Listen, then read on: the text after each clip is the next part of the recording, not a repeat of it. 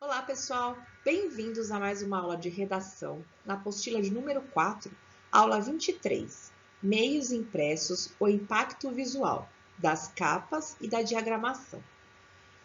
Nós faremos juntos a tarefa mínima, que são os exercícios do capítulo 6, do exercício 21 e 25, ok?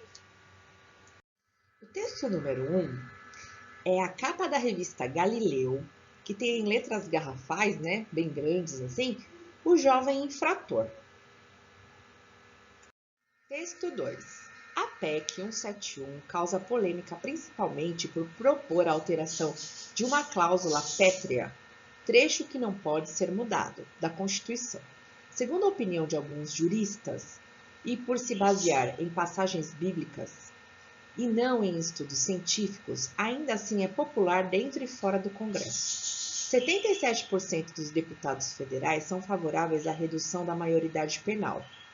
Não por acaso, a Câmara acabou de aprovar espaços exclusivos para os menores de 21 anos em presídios, o que prepararia o terreno para a medida. E a população é ainda mais radical, 87% são favoráveis, segundo o Datafolha. O Uruguai viveu uma situação parecida recentemente. Em 2001, o deputado sugeriu a redução da maioridade penal e, durante 3 anos, diversos segmentos da sociedade se uniram na campanha No a la Baja, não a redução em espanhol, para informar que apenas 6% dos adolescentes cometiam delitos e que a proposta não faria bem ao país. Em 2014, 53% da população disse não à medida em um plebiscito. De 2005 para cá, 29 estados norte-americanos e a capital aprovaram leis que dificultam punir adolescentes como se fossem adultos. É uma grande mudança em relação aos anos de 1990, quando o aumento no índice de crimes cometidos por menores levou a maioria dos estados a ampliar as penas para esses atos. O Estatuto da Criança e do Adolescente ECA determina que os adolescentes têm direito a todas as oportunidades e facilidades, a fim de lhes facultar o desenvolvimento físico, mental, moral, espiritual e social, em condições de liberdade e dignidade. Na prática, isso não vale para todos. No estado de São Paulo, onde está quase a metade do total de menores infratores brasileiros, 67,7% são negros e pardos, e apenas 0,88% cometeu homicídio qualificado. A maioria está internada por roubo, 43%, ou tráfico de drogas, 39%, e não tem ensino fundamental completo. Não por acaso é justo essa parcela da população a maior vítima da violência no país. De acordo com a Anistia Internacional, mais da metade dos homicídios tem como alvo jovens entre 15 e 29 anos, e 77% deles são negros.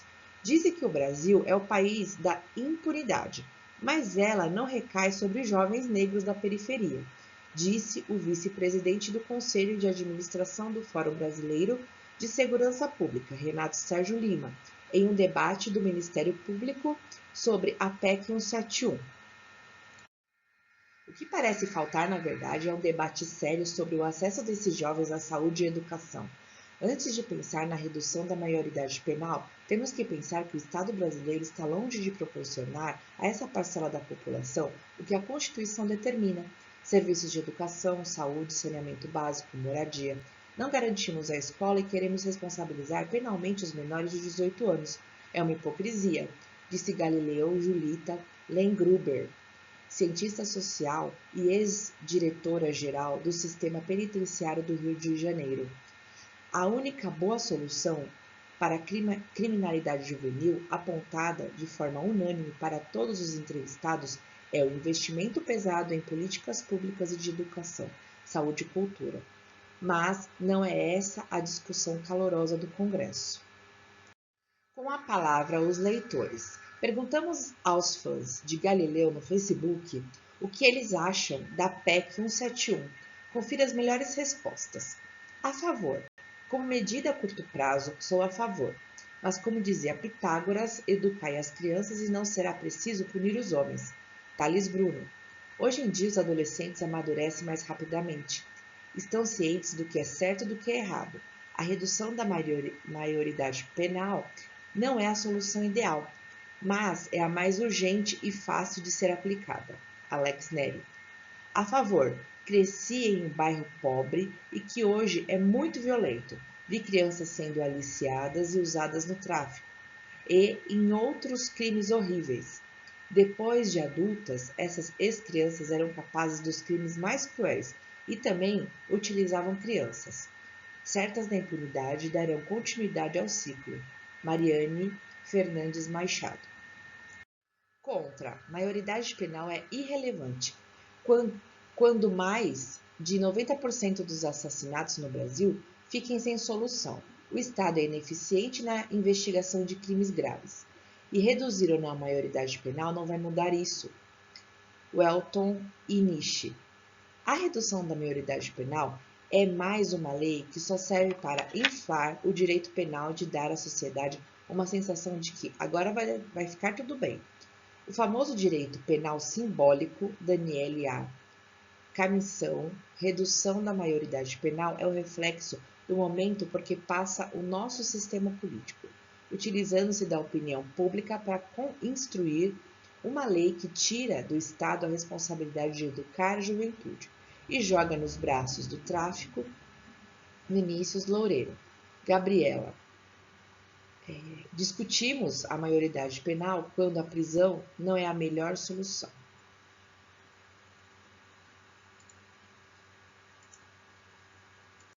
Questão 21. O texto 1 é a capa da edição onde foi veiculado o texto 2. Essa capa foi baseada em uma fotografia de uma porta metálica com trancas muito resistentes. Na legenda, em letras pequenas, no canto inferior, à direita, lê-se: Porta da sala de aula da Fundação Casa, Unidade Jardim São Luís, localizada na zona sul de São Paulo.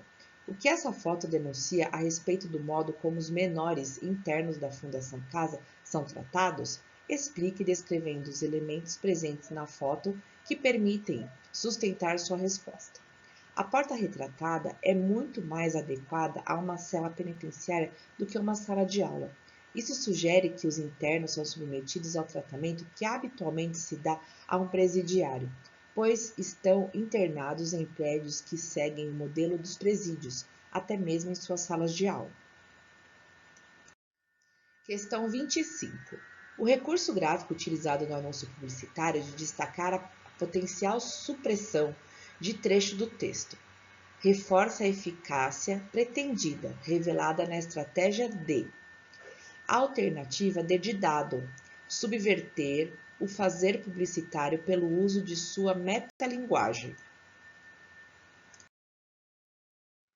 Muito obrigada pela participação.